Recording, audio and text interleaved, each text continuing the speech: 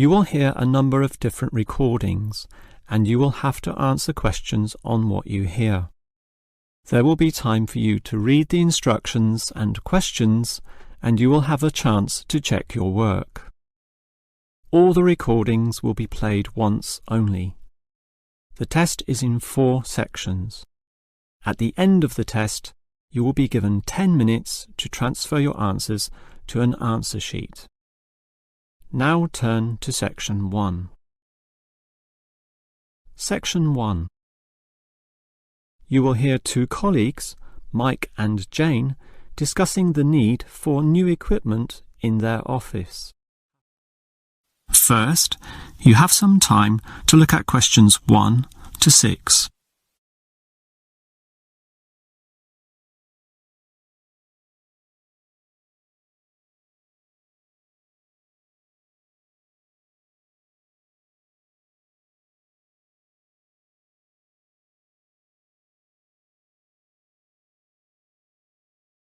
Now we shall begin.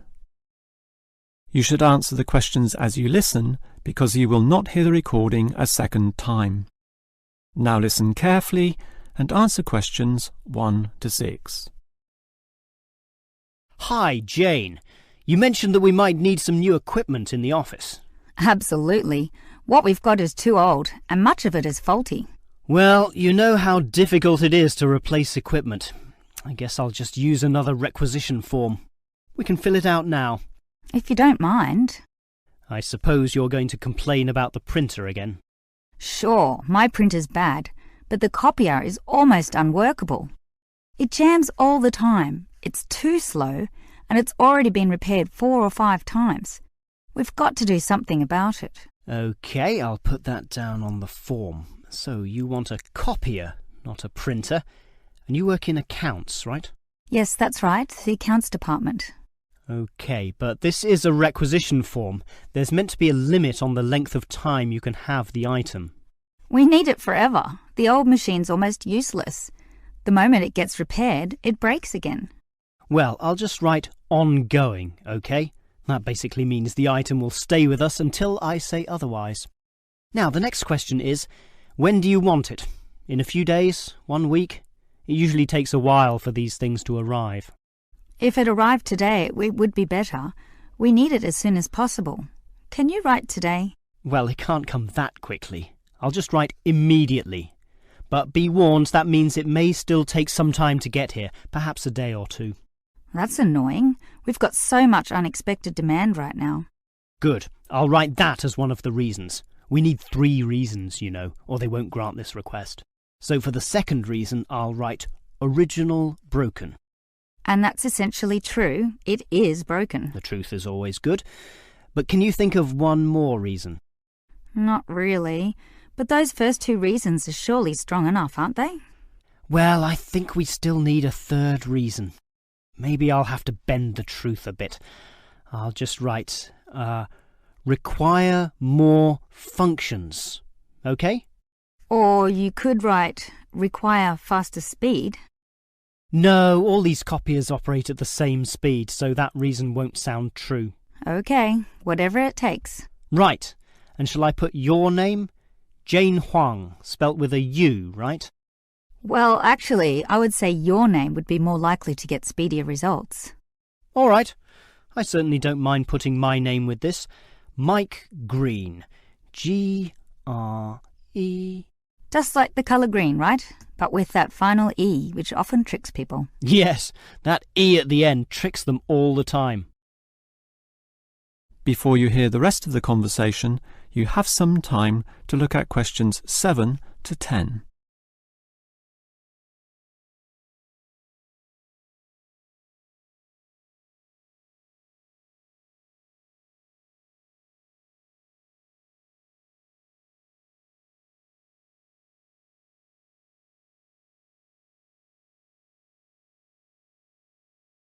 Now listen and answer questions 7 to 10. Actually, Jane, talking about office equipment needed, I've got a list before me of all the items purchased last year. There's certainly a lot, and I can see why the owners are getting concerned. Obviously, some things are necessary in the business, like the 20 boxes of copying paper I've just ordered. And it shows here that last year our office ordered 2 fax machines, which is certainly not excessive, but there's a lot of other equipment on this form which may raise questions. Yeah, but we had special circumstances, Mike. We renovated the office and had to replace all the computers and printers. 17, I think. We actually got the printers from another department, so it didn't cost us. But sure, with 17 people all needing computers, that was a considerable expense, along with the 15 speakers and 16 headphones. Why did we need those? Everyone was using Skype to communicate with clients. They still do, of course. It's a very popular way to communicate. And we have 6 items here as well. Printers? But you said we got them from another department. No, mobile phones, paid for by the company. I remember that for our agents out in the field. They used to use landline phones belonging to the clients. OK. We also ordered lots of lighting equipment, but that can be expected. I'm not worried about that. 27 lamps and over 34 fluorescent lights. And we needed 13 new mouses as well, to replace some of the old ones. All of the replacement computers had screens, very nice screens, but some of them lacked mouses. Well, at least it wasn't 13 fans like the marketing department has just asked for. Alright, so basically the amount of equipment ordered last year was quite considerable, but it was all necessary. That is the end of section 1. You now have half a minute to check your answers.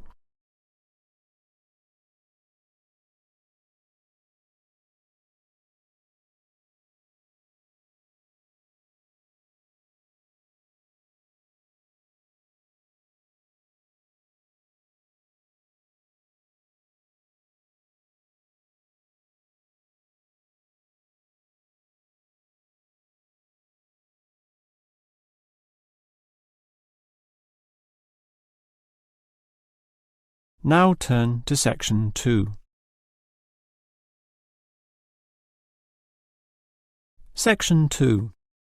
You will hear a representative from Easy Travel Travel Agency telling some customers the details of a planned trip to Arthur Island. First, you have some time to look at questions 11 to 15.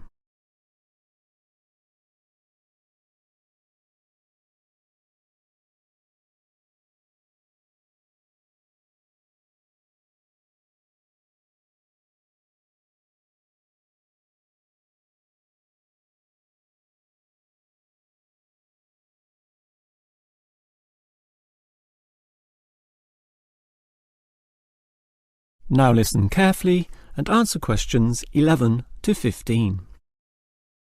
All right, hello everyone. Now, you're all here to learn about the trip to Arthur Island. As you might know, the population is about 7,000. That's permanent residents, a far cry from the early days when some 17,000 people lived there. But the advantage of a declining population is that the island has maintained its natural attractions. So now, in the summer, the population swells to 22,000 as tourists flock to this lovely little place to enjoy all it has to offer. It's an interesting fact that Arthur Island was once very isolated, with only a rickety wooden bridge connecting it to the mainland. Heavy trucks could not pass over, as could be seen by the accident in 1971 when the bridge broke. This resulted in the new bridge being built, construction starting in 1972, finishing 2 years later. And since then, business has boomed for the tourism industry. This was helped by the motor racing circuit built there in the 1980s and the reputation for fresh seafood, caught directly from the island's waters, and the famous native wildlife, such as koalas and emus, although I would say, people being ruled by their stomachs, it is the food which really brings them in. Now, the tour bus leaves quite early, 6 in the morning, and it's a long trip, but you'll really enjoy just looking at the beautiful scenery from the window. Still, we understand that you'll need to stretch your legs at some point.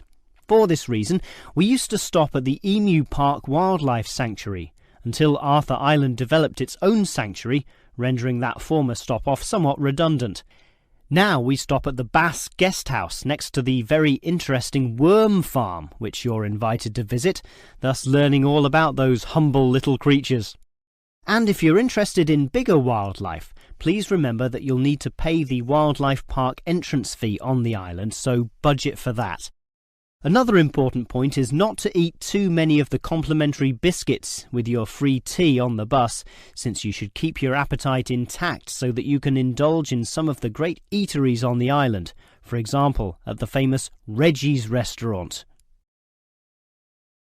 Before you hear the rest of the talk, you have some time to look at questions 16 to 20.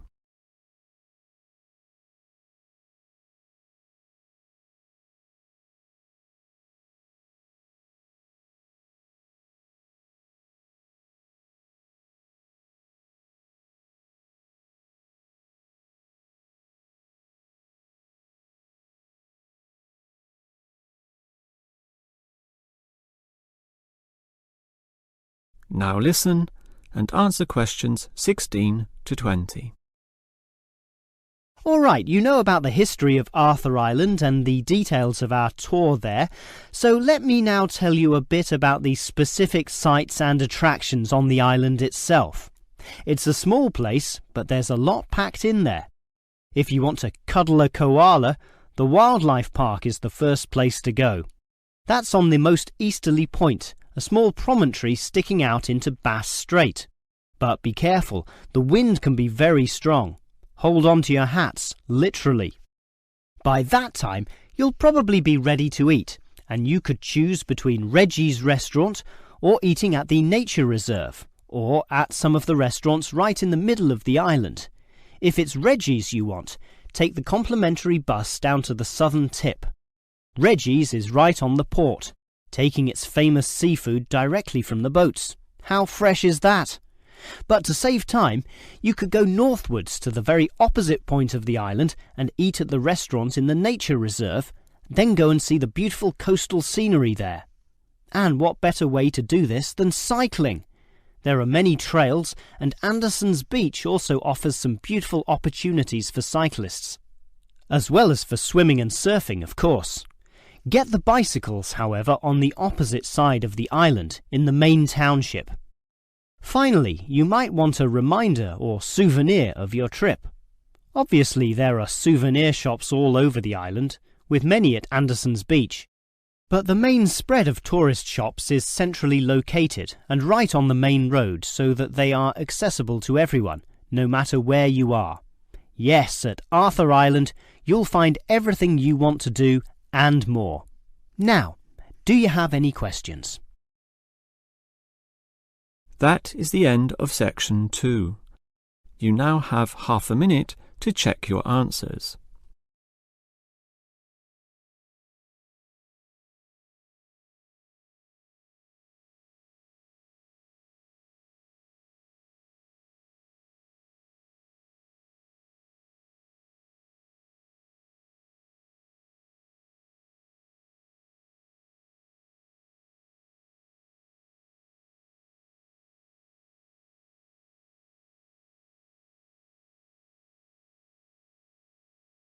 Now turn to section 3.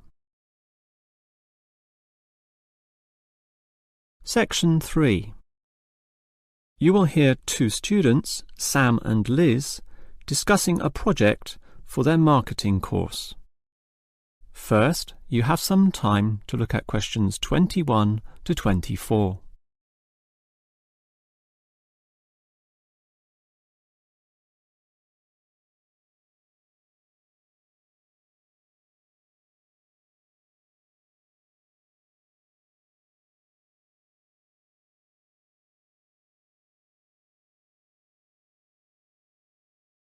Now listen carefully and answer questions 21 to 24. Liz, I'm getting really worried about this marketing project we have to do together. Assessment is based on a single year-long project. Oh, don't worry, Sam. All it takes is appropriate planning. I used to work in finance and we always divided the year into quarters. So let's just do a quarter-by-quarter year-long plan. Well, I intend to firstly interview people. I mean, we need raw data for this project, right? OK, that's your job. So we just need to coordinate my contribution so that we don't double up at the beginning. I can carry out the research on all the theoretical issues and background, for example. Well, why don't you do the summaries of the main texts as well? You know, write them up. Oh, I think we know those texts well enough already, and it's only optional anyway, so let's not bother with it. OK. Now, moving on to the second quarter of the year, I'll start collecting all the relevant information, the details, facts, and examples from my book reading, while you can do an analysis of the first-hand information you got from the interviews. OK, and then it's break time. I would say by then, mid-year, both you and I will have to decide on our point of view. And how we'll support it in the essay, and based on that, we can work together on designing an appropriate structure for the final writing, when we present everything. We'll need a bibliography, of course. I could do that in the third quarter, but since you did all the theoretical research, it would be a better job for you. We can do that at the very end of the year, but I'll make the preliminary list as I begin writing the essay proper.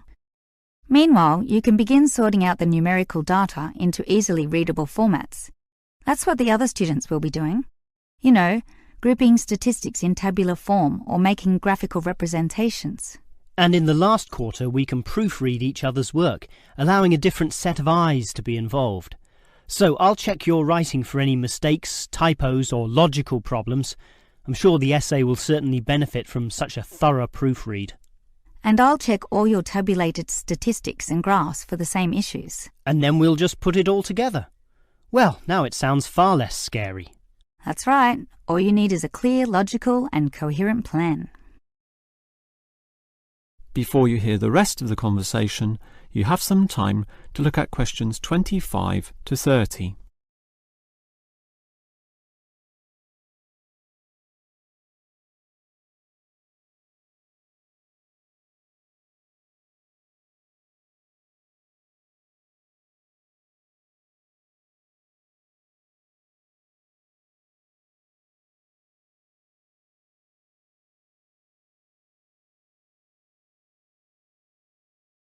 Now listen and answer questions 25 to 30. As we discussed, Liz, my first task on this project is to get data using interviews, over 100 of them. To do that, I'll need to put a flyer on the university notice board to get volunteers. OK, just do that and we can start immediately. But I tried this last year and almost no one replied. The whole project was a failure as a result. You just need to ensure that the flyer is designed well. I did a course in design, so I can help you. I'm all ears. Well, one of the first rules, since the notice board will be full of papers, is to make sure your flyer stands out. Thus, don't use white paper, use coloured paper. You mean like yellow paper? Yellow, red, orange, it doesn't matter, as long as it's coloured and thus more obvious. Similarly, make the heading attract people, and money does this, right? Oh, sure. Everyone wants money. So don't say something boring such as help needed, but something such as easy money. That will immediately attract people's interest and also ensure they know that it won't take much time. These interviews are about half an hour, so tell them that right under the heading. Sounds good. Keep going. Well, by the same token, people don't have the time to read. They don't want to struggle through a large number of words. Thus, limit them. That will make the flyer easily and quickly read. Finally, there's a lot of false advertising and tricky people out there, so the readers might get suspicious, particularly when you're offering significant money for little work. You need to thus assure them that this is legitimate. So, at the very top of the page, make sure you indicate that the scheme has been approved by the course convener. Just some writing saying this, but you should also add a signature. It doesn't matter who signs it. People don't read it anyway. In fact, you could even sign it yourself. Don't worry, I can get a legitimate signature. But you should definitely include a stamp, which is more reassuring to the readers. What sort of stamp? The department stamp. Some people put the university stamp, but to be honest, anyone can acquire that from the student union. A stamp from your department shows much more authenticity. and that way everyone will feel that the scheme is legitimate and hopefully be willing to give you a ring. So that's it? It's all finished? That's it, apart from the contact details at the bottom of the page, of course. Of course. Hey, that was some useful advice. I think a flyer like that will really draw them in. Thanks for that. No problem. That is the end of section 3. You now have half a minute to check your answers.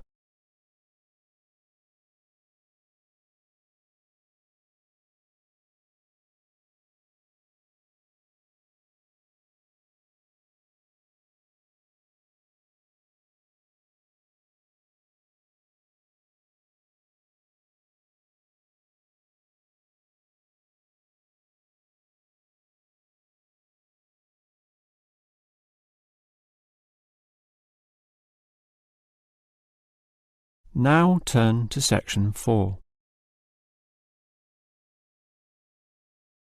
Section 4.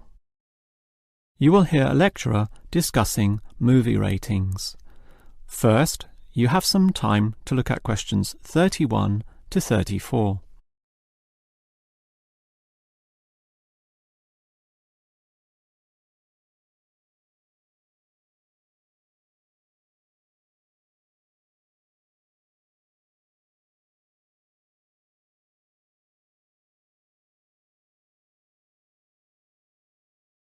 Now listen carefully and answer questions 31 to 34.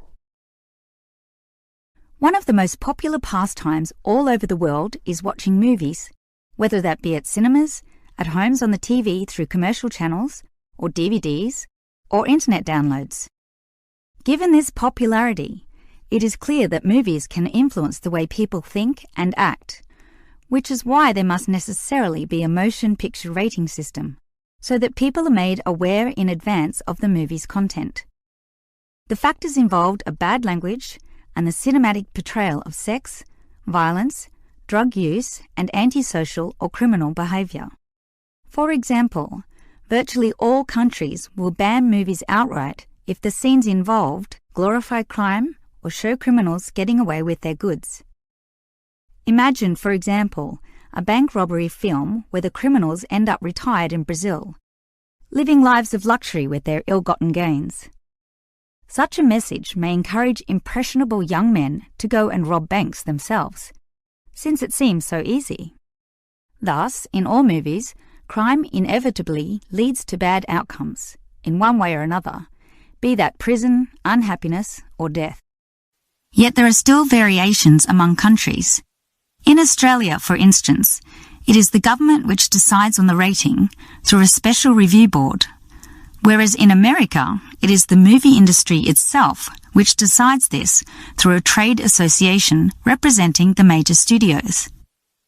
Furthermore, different cultures may view movies in different ways. Sexual content is viewed more leniently in Europe, but frowned upon in the West. Yet Western cinema often permits levels of violence which European cinema would never allow. And further complications come in when judging a movie within its historical context.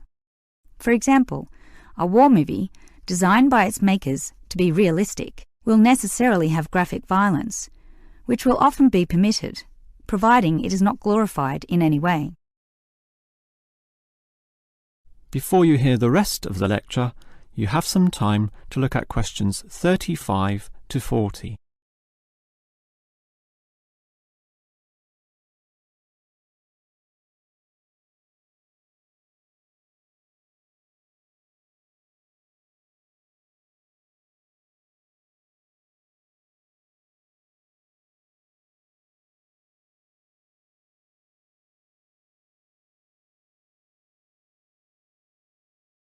Now listen and answer questions 35 to 40. Since America produces the bulk of the world's most watched movies, why don't we look in detail at their movie rating system? It begins with the innocent G rating, standing for general audience, allowing all ages, even very young children, into the cinema. The films are fun and community-oriented, with nothing which would be objectionable. They are often released for the summer holidays, when children are free from school. But if these movies have a mild element of violence or inappropriate and lewd humour, or some scary scenes, then it would be a PG movie, standing for Parental Guidance Needed. This PG rating comes in two forms though: the weak version, a simple PG, or the strong version, PG-13. Most American movies are issued with this latter rating, since it allows the greatest proportion of the population to watch the movie, by which I mean children alongside their parents, while still allowing the movie itself to show society as it really is. Any rating higher than this will restrict children and limit viewership. In fact, if a movie, when shown to the trade association, fails to be issued with the PG-13, the offending scenes are often removed by the movie makers in order to secure this lower rating and ensure the greatest viewership. What all movie studios want to avoid is the R, or restricted rating. This means that younger children can only watch the film if accompanied by their parents, and many young teenagers simply don't want to do this. These films might have swearing, drug use, or horror scenes with blood and gore. And if these images are particularly graphic, the rating is lifted to NC-17. NC means no children. In other words, the movie is for adults only. Since it is the younger market who are particularly intent on paying to see movies, many big cinemas simply don't bother showing NC films. There is simply little to no profit involved, meaning that such films, often made by smaller independent film companies, are similarly released by independent theatres. Even then, these films only have what is known in the business as a limited theatrical release. That is the end of section 4. You now have half a minute to check